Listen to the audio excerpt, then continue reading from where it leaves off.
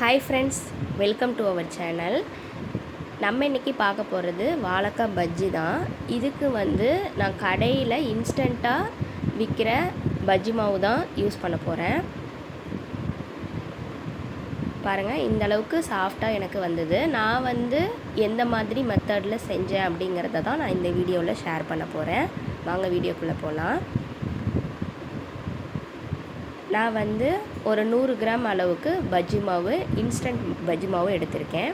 அது கூடவே கொஞ்சமாக உப்பு, கொஞ்சமாக மிளகாத்தூள் மட்டும் சேர்த்துருக்கேன். ஃப்ளேவருக்காக லைட்டாக பெருங்காயத்தூள் 1 பிஞ்ச் அளவுக்கு மட்டும் சேர்த்துருக்கேன்.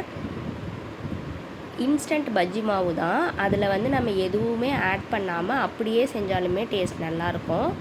இருந்தாலும் லைட்டாக நான் சேர்த்துட்டு தான் எப்போவுமே செய்வேன். இன்னும் அந்த டேஸ்ட்டை தூக்கி கொடுக்கும். ரொம்ப அதிகமாக சேர்க்கக்கூடாது. கொஞ்சமாக மிளகாத்தூள், கொஞ்சமாக உப்பு, 1 பிஞ்சு பெருங்காயத்தூள், அவ்வளோதான். இதை அப்படியே போட்டாலே பஜ்ஜி நல்லா தான் வரும். இன்னும் உங்களுக்கு வேணும், நல்லா சாஃப்டாக கிடைக்கணும் அப்படின்னா பேக்கிங் பவுடர் இருக்குது இல்லையா, பேக்கிங் சோடா, அதை 1 பிஞ்ச் அளவுக்கு சேர்த்துட்டு நம்ம பஜ்ஜி போட ஸ்டார்ட் பண்ணிக்கலாம். வாழைக்காயில் நான் லென்த்தாக இன்றைக்கி போடலை, 2ஆக ஸ்ப்ளிட் பண்ணி தான் போடுறேன்.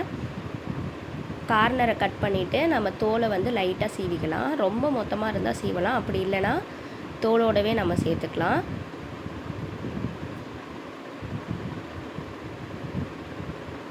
நான் இந்த மாதிரி 2ஆக ஸ்ப்ளிட் பண்ணிக்கிறேன். நான் கத்தி வச்சே நான் சின்ன சின்ன பீஸாக கட் பண்ணிவிட்டு நான் பஜ்ஜிக்கு யூஸ் பண்ண போகிறேன்.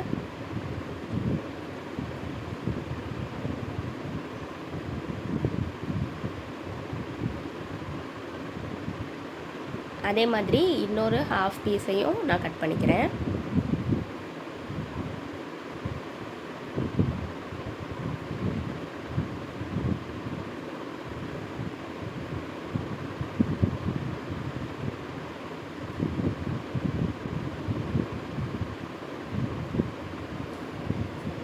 வாழைக்காயை இந்த மாதிரி சீவன உடனே நம்ம டிப் பண்ணி போட்டுறணும். ஆயிலையும் நம்ம சூடு பண்ணி வச்சுக்கிட்டோம் அப்படின்னா மாவு மிக்ஸ் பண்ணி வெயிட் பண்ண தேவையில்லை. அதே மாதிரி வாழைக்காயும் கொஞ்சம் நேரம் ஆச்சுன்னா கலர் மாறிடும். ஸோ அடுத்தடுத்து நம்ம ஒன்று ஒன்றா செஞ்சுக்கலாம். ஈஸியாக ஒரு 10 மினிட்ஸில் ஃபுல்லாகவே நம்ம முடிச்சிடலாம் எல்லா ஒர்க்கும்.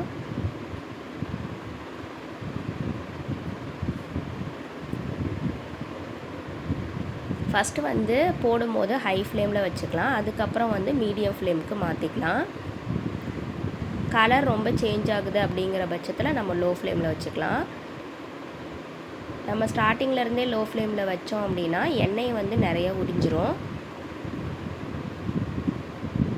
அப்பப்போ இந்த மாதிரி டர்ன் பண்ணி விட்டுக்கிட்டே இருக்கலாம். அப்போ தான் 2 சைடும் ஈக்குவலாக வெந்து வரும்.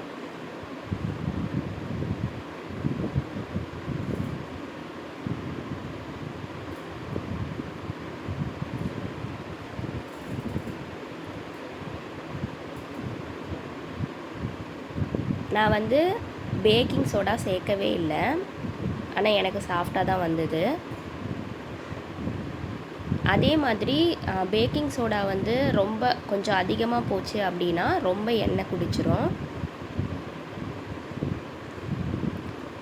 இந்த அளவுக்கு கலர் சேஞ்ச் ஆகுதுன்னா போதும். உள்ள வாழைக்காய் வெந்திருக்கும். ஃபுல்லாகவே நம்ம ஹை ஃப்ளேமில் கண்டிப்பாக வைக்கக்கூடாது. அப்பப்போ ஃப்ளேமை மாற்றி தான் யூஸ் பண்ணணும்.